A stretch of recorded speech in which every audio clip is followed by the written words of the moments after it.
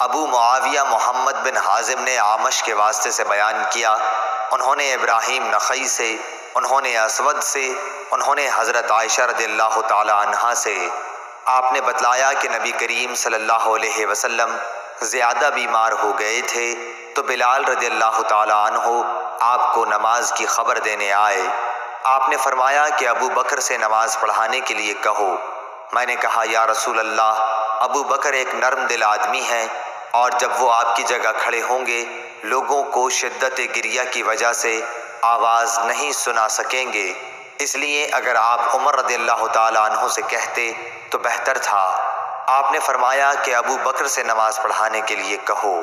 پھر میں نے حفصہ رضی اللہ تعالی عنہا سے کہا تم کہو کہ ابو بکر نرم دل کے آدمی ہیں اور اگر آپ کی جگہ کھڑے ہوئے تو لوگوں کو اپنی آواز نہیں سنا سکیں گے، اس لیے اگر عمر سے کہیں تو بہتر ہوگا۔ اس پر آپ نے فرمایا کہ تم لوگ صواحب یوسف سے کم نہیں ہو، ابو بکر سے کہو کہ نماز پڑھائیں۔ جب ابو بکر رضی اللہ تعالی عنہ نماز پڑھانے لگے تو حضور صلی اللہ علیہ وسلم نے اپنے مرض میں کچھ ہلکا پن محسوس فرمایا اور دو آدمیوں کا سہارا لے کر کھڑے ہو گئے۔ آپ کے پاؤں زمین پر نشان کر رہے تھے۔ اس طرح چل کر آپ مسجد میں داخل ہوئے۔ جب ابو بکر نے آپ کی آہٹ پائی تو پیچھے ہٹنے لگے، اس لیے رسول اللہ صلی اللہ علیہ وسلم نے اشارے سے روکا۔